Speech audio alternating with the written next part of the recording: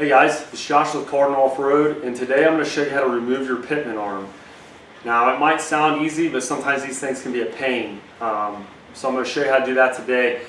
Now there might be a couple different reasons why you want to change your Pitman arm. For my reason being is I run the Dana 60 up front, so I want something heavier than what I was running on stock. Also, I don't really need a drop Pitman arm like I had before. I think it was like a 4-inch drop with my previous lift. I don't need that anymore because I did the high steer kit, so it brought everything up. So now I can raise my Pitman arm and it'll still keep my drag length at a nice angle. If you're interested in any Pitman arms or have any steering questions, check out Parts Mike. These guys are awesome. They're very knowledgeable on steering and Pitman arms and stuff like that. And the customer service is great. So make sure you check them out if you have any questions. So starting out, I want to show you guys a few different Pitman arms and kind of show you the differences in them. Alright, so here's 3 different Pitman arms. This is a stock Pitman arm. A lot of guys are probably running these. The reason for the drop is to try to get the drag length at a decent angle. Now, since I did the high steer kit, I can run something with not much of an angle or no angle at all, and that'll keep my drag length where it needs to be. Now, these 2 are from Parts Mike. You can see how massive and heavy duty these things are compared to the stock one. A couple different variations here. This one here is completely flat, blank Pitman arm. The reason being, it gives you a little room to play with, especially like for guys that are doing some swaps. You don't know exactly how long a Pitman arm is. You got a ballpark, but not exactly. You can drill these out wherever you need to. So it kind of makes it nice. And like I said, this is a completely flat one. I can't run this because it's going to hit my frame. So I opted for a 2-inch drop. And as you can see right there, and they already drilled the hole out for me before they sent it.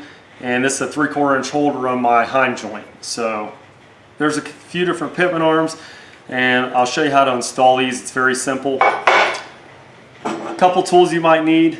This right here is a puller. We're going to try to use this first to pull the Pitman arm off. I've also got a Pickle Fork set. Now if you don't have these tools, you can go to like Advanced or AutoZone or Napa or whoever, and a lot of them guys, if they have it, they'll just rent it out to you. You pay the money, and when you return it, you get the money back. So we're going to try these tools and see if we can get this Pitman arm off, and we'll change it out for the new one. So the first thing I'm going to try is this right here. So this is pretty simple to install. You just take it, slide over your Pitman arm like that, and then on the Pitman arm bolt, or your steering box bolt, this little dimple will fit up in there. And that's going to keep this centered so it's not sliding all over the place.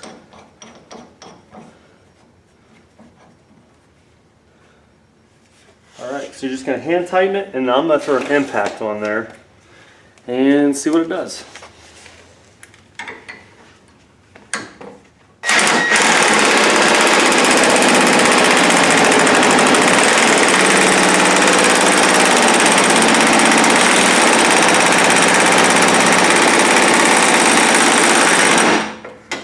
That thing's on there pretty damn good.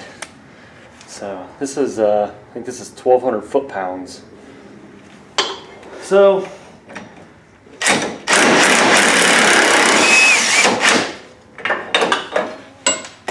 let's try the Pickle Fork and see if that'll at least get it started. The Pickle Fork's pretty simple.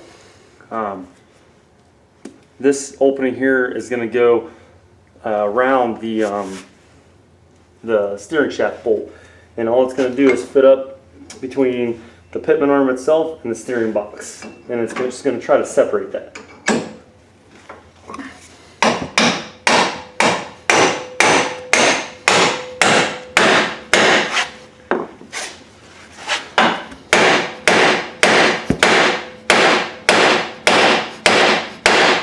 Alright, so obviously the Pickle Fork didn't work, that just broke off. So plan A failed, plan B failed. Let's go with plan C.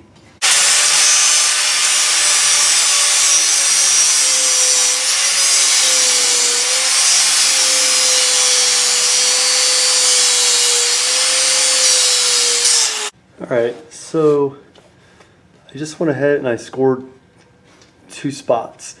And I kind of brought them in. See See if you can see there. Kind of brought them into like a V.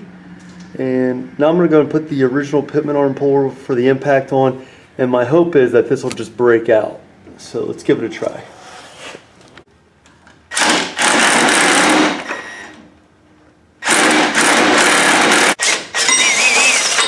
Alright, so we got the Pitman arm off. There's no damage to the shaft whatsoever. Let's see if I can find the Pitman arm.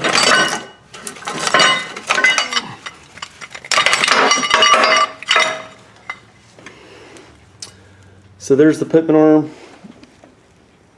So you can see the two relief cuts I cut in there. Now you're not going to be able to cut all the way through because you're going to get into the shaft at the bottom, but that's okay. You just need to make enough to where that Pitman arm can actually split open. So here's a little bit better look at that. Now notice it's not cut all the way through. You definitely don't want to get in here because then you're going to mess your spline shaft up. So don't cut all the way through. You just need to make enough to where this outer ring can flex and it'll come off a lot easier. Now if that doesn't work, the next step would be like if them cuts there don't work, the next step would be to make a couple more cuts in between there. Eventually it's going to go. So you just need to get enough room in there to where this metal can move and actually release off that shaft. Alright, so we slid the Pitman arm. Now your Pitman arm's not just going to push on there. It's going to go so far until it tightens up on those splines. So what we'll do is we'll install our washer. Now this should be a lock washer. See how it's split right there? So make sure you install that. See if I can do this one-handed. And then install your nut. Now, you can use an impact to put this on there, but it's a good idea to torque these to the correct settings. And that's going to depend on what vehicle you're working on. You just don't want to over tighten this, and you definitely don't want to leave this loose because then your Pitman arm is going to eventually work its way down if this is too loose, and that'll cause you all sorts of issues. There you go. Hope you guys enjoyed this video. If you have issues getting your Pitman arm off, remember you can always go to the grinder and always the big hammer. Just make sure you don't cut too deep, because if you do, you get into the shaft, well then you're going to have to replace that. So then you don't even need the Pitman arm puller because you're going to be starting from fresh. So make sure you take your time when you're doing that. If you have any questions or comments, let me know. Check out our other videos. Make sure you're subscribing to our YouTube channel. There's a lot of good videos on there, and there's going to be a lot more coming out. So make sure you're following my build. Getting ready to do some coilover work in the rear. Getting ready to start a 3-link in the front. So there's going to be a lot going on. So make sure you're checking those videos out. Any questions, comments, let us know. Hit the thumbs up. Thanks for watching.